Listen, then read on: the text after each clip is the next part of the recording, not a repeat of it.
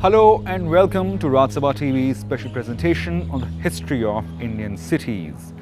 Today we'll talk about one of the prominent and third largest city of Karnataka, known for its art, culture, heritage and architecture. But before we get to know about these facets of the city, we have to come 10 kilometers away at this hillock housing legendary Chamundeshwari temple. The temple, which is known as to how city of Mysore got its name.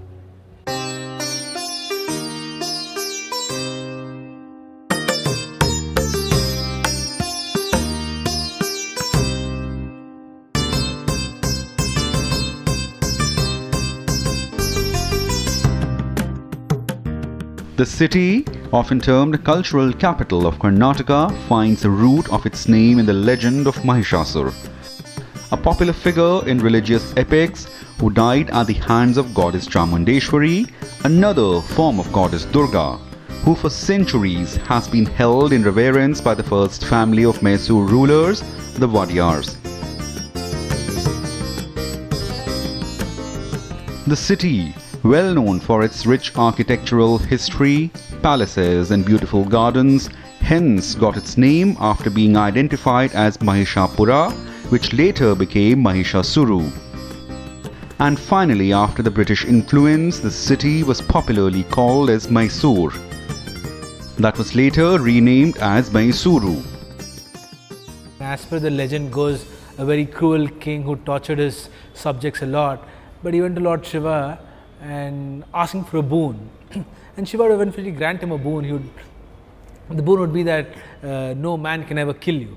And being very happy that he's got Shiva's protection, he would come back to this region and he would continue his torture to greater lengths. And that's when I think all the gods come together and to conspire, saying what is that we could do.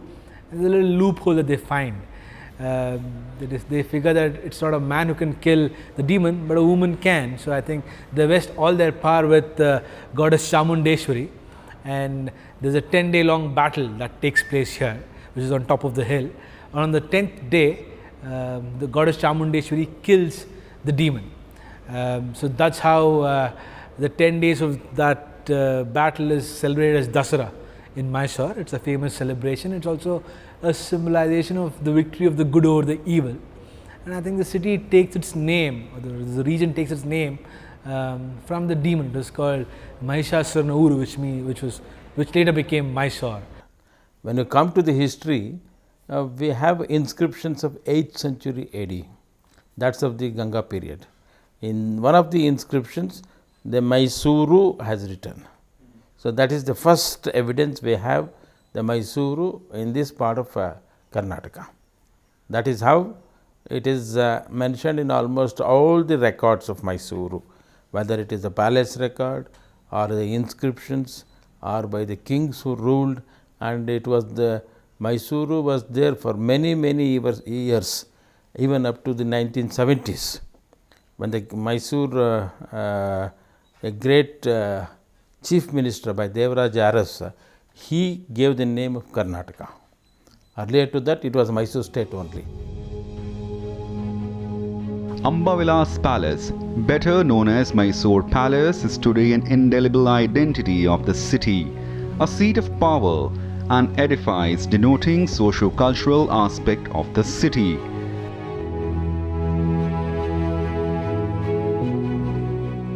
But it is this early medieval structure 17 kilometers from the palace where the story of kingdom begins. The kingdom which established the city first ruled from the earlier capital called Srirangapatna. A small town, it has got its own limited population, and weather condition is so good, and people used to call Mysore as a natural air conditioned city. And the people used to love to live in this place, but slowly it became very important for the tourists, and it has become a historically important place because of the Wadiyars of Mysore. I think the history of Mysore as a city probably dates back about 400-500 years ago, and I think the dynasty that becomes prominent is the Yadu dynasty. And as per historical records, it is claimed that they came from Dwarka and Gujarat, and they settled in this region, and it was a small place that they went on to rule here. And it is the same dynasty you still see on the seat of power here in Mysore, which is the Wadiyars. We have inscriptions there in Chamundi Hill. That's of the 8th century AD. That's of the Gangas of Talkad. Whereas the temple of the Hoysala period, that is of the 11th and 12th century AD, we have that in the Chamundi Hill. Earlier to that, we have one temple of the Chola period, which is inside the premises of the palace, what we have now palace there. So, Mysore was a very small, you can say the grown up village or a small town, and till the Wadiyars became so strong and strong after the 1610 AD, when the Raja Wadiyar became the king of Srirangapatna and Mysore. So, Mysore started growing its own way.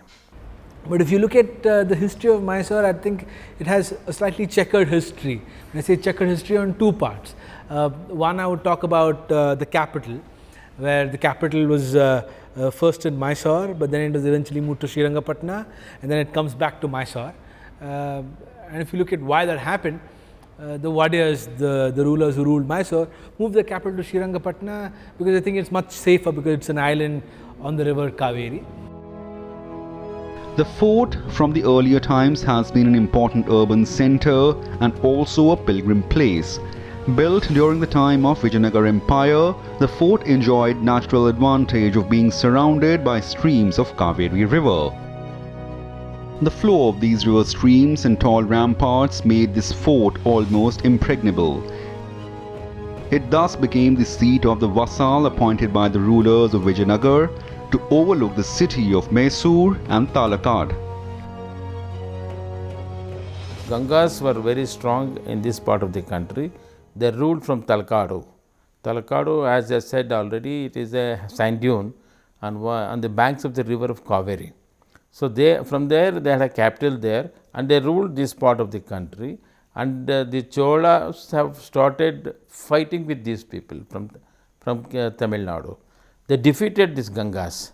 They defeated Gangas, and then they have taken up this Talakadu and all this area of Mysore like Chamarajnagar, Gundlupet, Kolegal, Mysore, all this area were under the control of Cholas. Nearly 100 years they ruled. They have constructed a lot of temples. We have a lot of temple evidences. But in 1117 AD, Hoysala king Vishnuvardhana, he have fought with the Cholas, and they were thrown out of Karnataka. They have gone back to Tamil Nadu, and for the winning of the battle, the Hoysala Vishnuvardhana got a title, and he was called as Talakadu Gonda.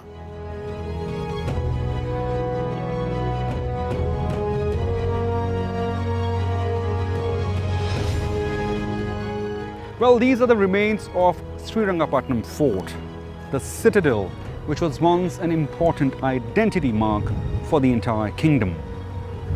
From eras and centuries, it has seen the rise, fall and rise of several rulers, starting with Vijayanagar Empire, to Wadiyars, to Tipu and Hyder, and back to Wadiyars. Now, it assumes significance of its own, as whosoever had control over this fort had the control over this kingdom.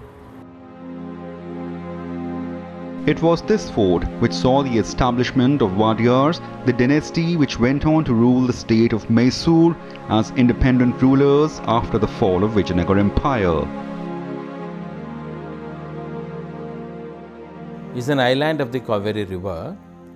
Every ruler of India, they wanted to establish their capital there. I don't know what made them to choose that. The Vijayanagar kings established that area and made a small capital of their own. See, after the downfall of Vijayanagar, the Mysore Wadiyars became the rulers of that area, and from Marathas, Shivaji wanted that area. He fought with the Mysore Wadiyars several times. He was defeated every time, and he was sent out of Mysore.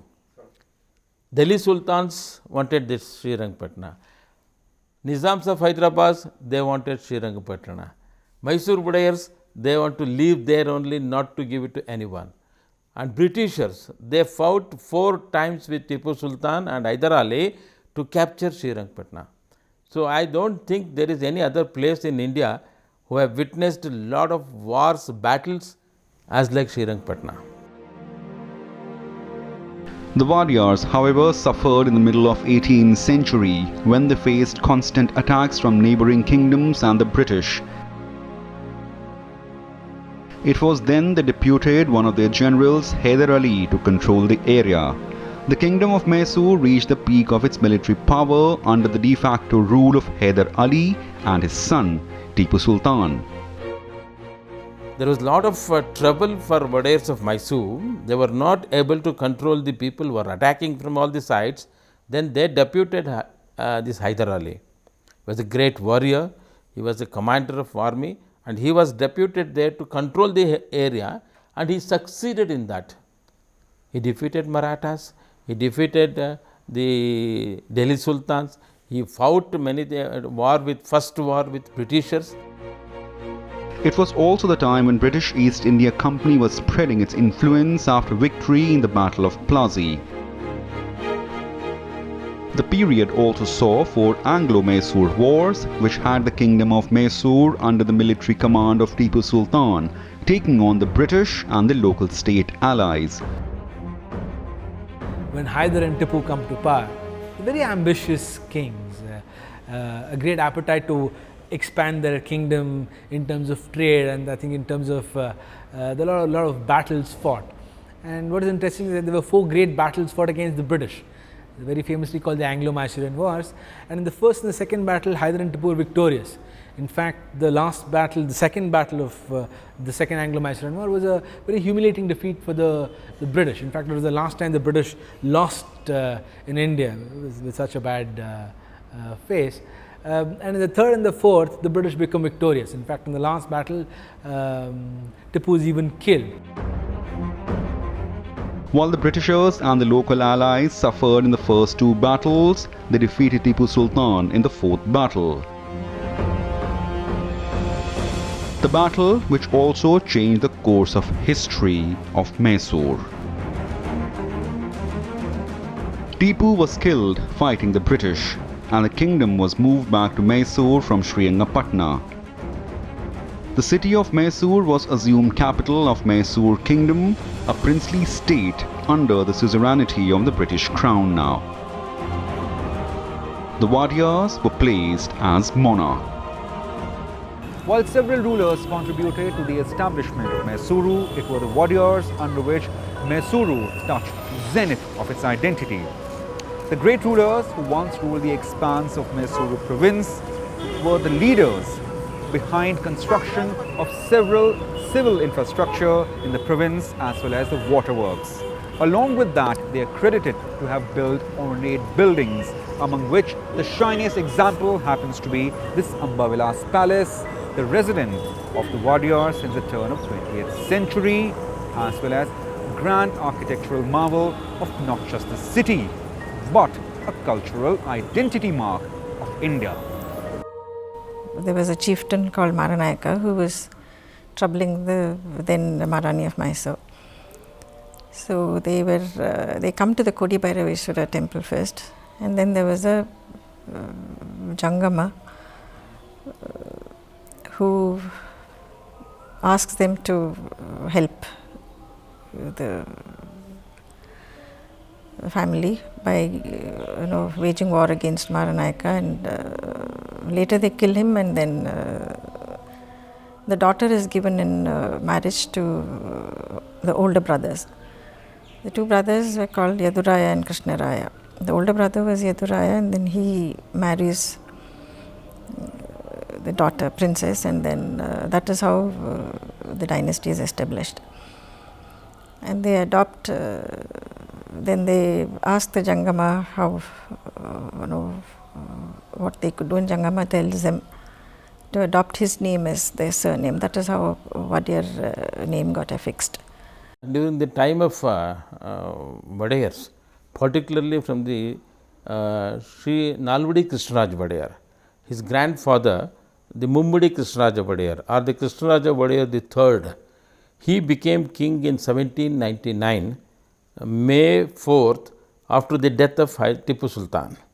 He was in Srirangapatna, and in 1799 there was no palace in Mysore city. So he, after he became the king, he was in Srirangapatna, decided to build a palace in Mysore. That was the first palace, and it was called as Saundarya Vilasa. It was built within 2 years. That is in 1801 or 1801 that palace was built. So there the establishment of this whole city became so important.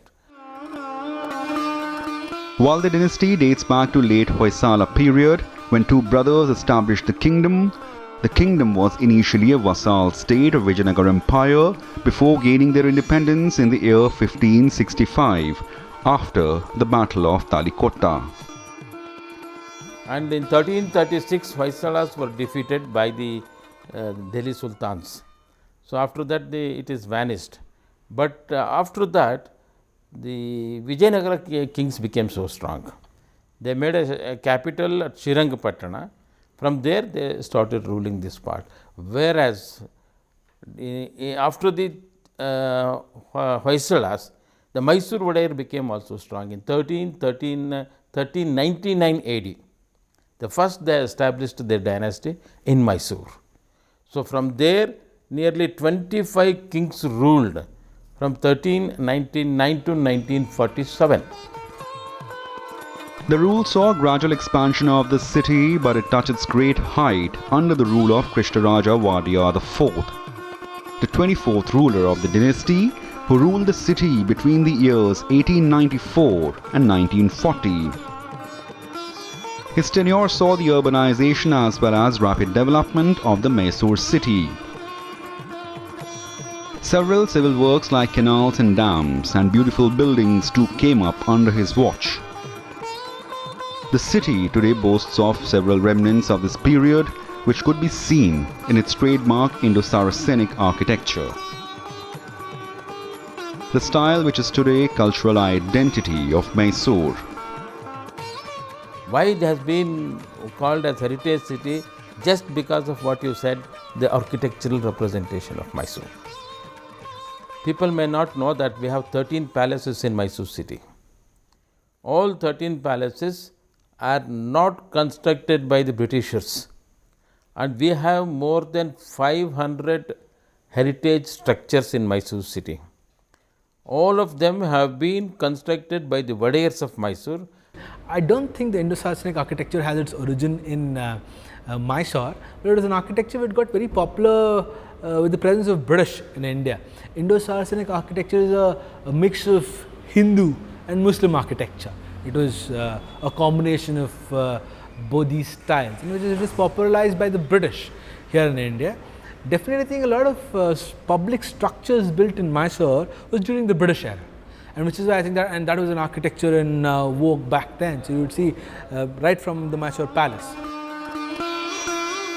One of the greatest architectural marvels of the city is this beautiful Ambavilas Palace. Commissioned by Krishnaraja Wadiyar, the palace was completed in 1912. It's today among India's most visited tourist destination. He was a unique person with unique taste, and he wanted the best for his people in terms of facilities, welfare schemes, everything. And then he wanted something unique for Mysore and people who were visiting Mysore, and anything he did stood out in that particular thing, and the palace also is an example of that. No wonder his era is known as the Golden Age of Mysore. But prior to arriving its golden age, the city had to fight back its cultural and political identity. Well, Mysore lost its stature of being a capital city in 1831 when the British moved the commissionerate to Bangalore. But 50 years later, this city once again regained its stature of being the capital city. It remained the capital city of the Mysore Presidency till the independence. Well, largely the reason for moving the capital city back to Mysore was owing to its rich historic legacy and it being a focal point of trade and commerce in this region. The city was a nerve center of trade and culture since earlier times, and it was the trade which got back its prominence. Mysore is today synonymous with silk, sandal and coffee trade. This region was very prominent in terms of the amount of silk that was produced. This whole belt starting from Bangalore to Mysore en route was a silk production region. So I think with the production of silk, what I think we also started simultaneously was making of saris. If you look at the Mysore silk factory, which is completed more than 100 years, this is a thing even today stands the test of time. The Mysore silk sari is also unique because it's the words only 100% pure silk sari. It has a distinction. So I think that's definitely a product from Mysore that I think gained a lot of importance. And during the time of Krishnaraja Wadiyar IV, the Mysore started manufacturing its silk maximum, and then it is very important is sandalwood oil. Sandalwood is Mysore sandalwood is famous all over the world. We have in a very common place, if you go just observe, there will be one or the other way you will find one the sandalwood tree. The sandalwood oil, it became trademark of Mysore. I think that was a contribution by the Wadiyars, again Krishnaraja Wadiyar, in terms of I think sandalwood, what you saw, which was one was naturally grown here, but I think making use of the oil and how it could be used, like I said, in terms of perfume, soaps. Very interestingly, in the 1920s and 30s, the sandalwood oil was very popular in Europe, and it was sold as a cure for STDs in Europe, and I think it was. After that, I think the oil was used in terms of making soaps. So I think that was something that the Wadiyar dynasty would probably take credit for. From Tipu Sultan to Wadiyars, to big business head and a small hawker, each has contributed to the growth of city in its trade, commerce and establishment of its character.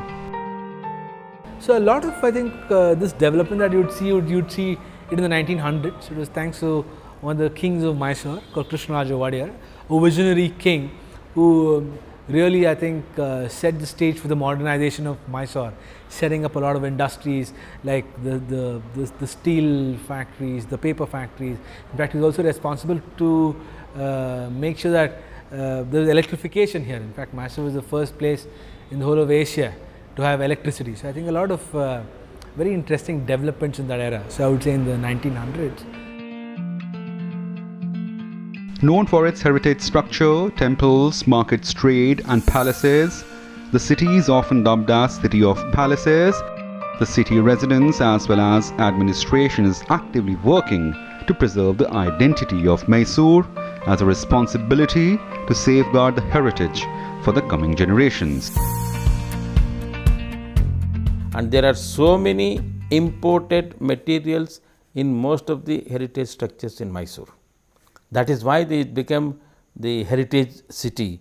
Weather condition is good and the people love to live here because of the weather condition and the Chamundi Hill, and it is in the banks of the river Kaveri. We get Kaveri water, so important on that point. Mysore, and I think what you've seen, especially from the late 1800s to the early 1900s, we've been, I think, some fantastic public structures, and I think the beauty that you see in terms of architecture. I think it's a responsibility so that we safeguard it for the next generation, because we are fast losing it. And how many such cities do we have in India left that I think offers you this kind of a spectacle? The city, built by the rulers and preserved by its public. Known for architecture, cuisine, handloom industry and cultural ambience, has today earned a fitting title of being the cultural capital of Karnataka. Mysuru today is a thriving city, wearing proudly on its sleeves the identity of its multi-ethnicity, multi-colors and multi-religious identity. Well, these are the facets that has been nurtured through several of its rulers through the eras and centuries. Hope you like this presentation on the history of Indian cities. In other episode, we'll show you several other colors of Mysuru. Thank you for watching Rajya Sabha TV.